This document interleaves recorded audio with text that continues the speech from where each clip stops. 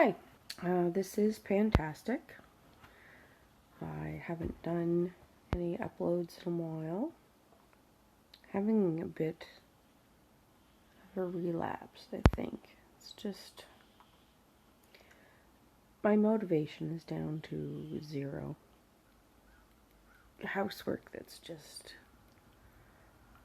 bogging me down, and I still enjoy doing like my volunteer work with the LGBTQ 2+ community, and that still gets, I still have positive feelings associated with that, so that's pretty good. I'll get to work. I usually have a good time when I'm at work, but I've had these last few days off. Right now it's sunny and beautiful outside, but I'm not motivated to do a damn thing. It's 1 o'clock in the afternoon. I've been in bed most of the day. Kind of sucks to actually say that. But one thing I realize is there's a lot of other people that are going through these things, and they're doing it alone, and they're letting the silo of being alone and not sharing those things build the shame that's associated with it. Right now I know that I've got like no motivation and things like that, but I've used CBT enough to at least be able to talk myself out of the shame, to at least be able to be like, this is your depression, you're having a relapse, this is going to happen. Some days you're not going to feel motivated. So one thing I did to do some behavior activation was the compost had been taken out in a bit. Not like a huge mess, the thing was full. And so I took that out. I had to pick the big composter up off the ground because it got knocked over. And anyway, my behavior activation that I did was to take the compost outside. So there's a task. I got a task done. And then after I did that, I sat down and said, well, I might as well record for a bit and at least share what's going on, I guess, with this being non-motivated. I have managed to consistently take my medication for about a week, I think. One of the things I've done with my medication is I've gotten the pharmacist to put it in like a blister card, and it comes with like a countdown number on it. So it starts at 30, goes down to 1 for each month. But math isn't my strong suit, so trying to count backwards and match it to the date was kind of confusing and overwhelming. So I just took a marker and marked the actual date on each one. So now I can look at it and go, did I take the 18th? Oh, I didn't. Okay, I better take the 18th. Took that at noon, mind you. Medications for depression work most effectively if you take them at the same time every day.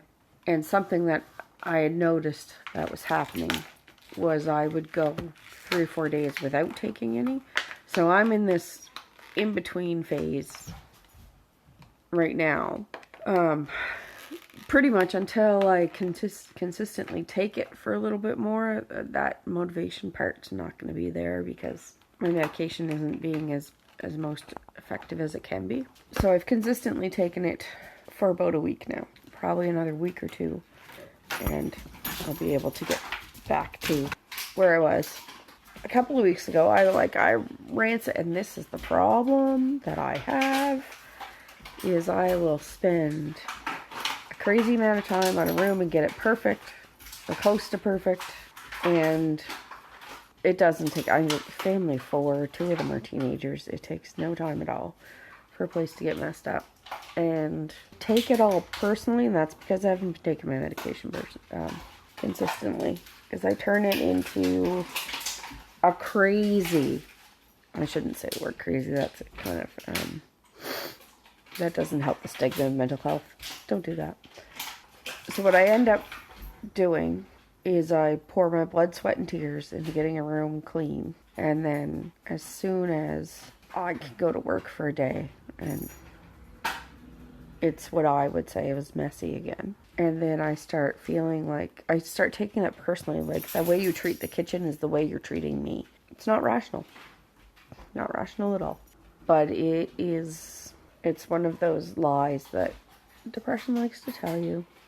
If my kids are leaving stuff around, if they're not doing it, oh, I'm gonna piss Mom off. I'm going to leave this here. They're doing it because they're just not thinking of where they're supposed to put it because they're teenagers. So this podcast is pretty much me sharing my internal dialogue. Maybe that'll be helpful to you. So when you have... So I walk in and I'm like, oh great, they treat the kitchen terrible, so they must, they're treating me terrible.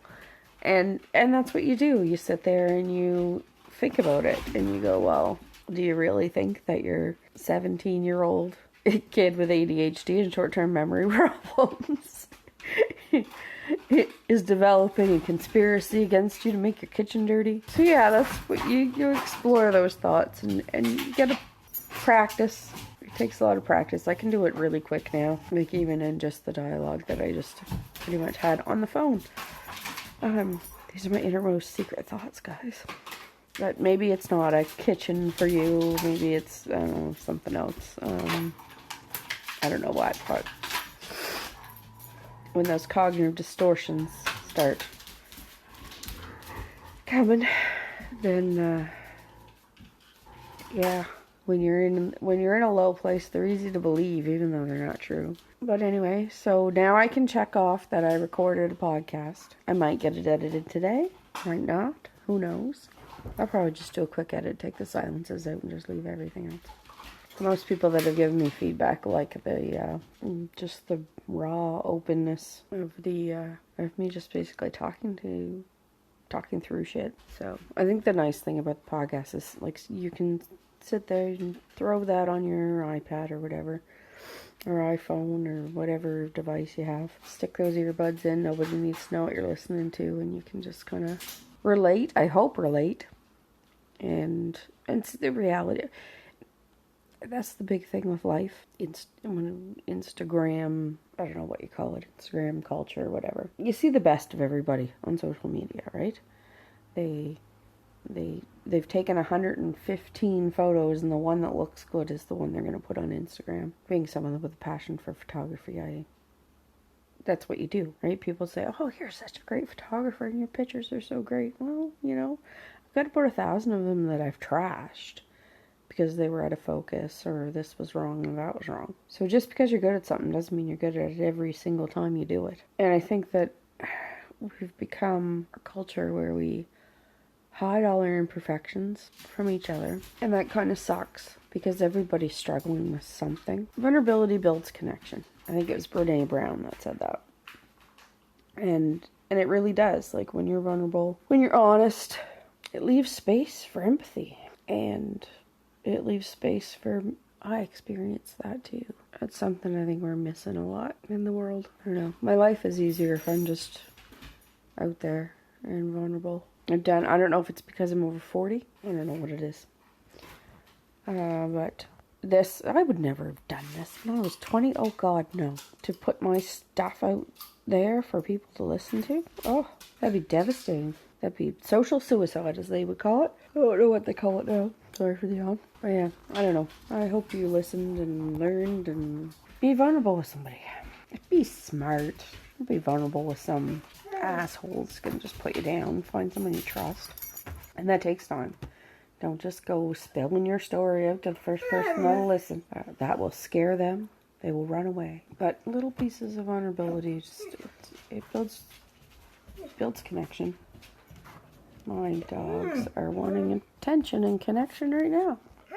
Alright, so this, I don't know what I'm going to call. The fourth wall stuff was like the education stuff. Maybe I'll just keep calling it. I don't know. Suggest a title for me. Alright, signing off. I don't know how to end these things. Hopefully I'll have another one up for you soon. Bye-bye.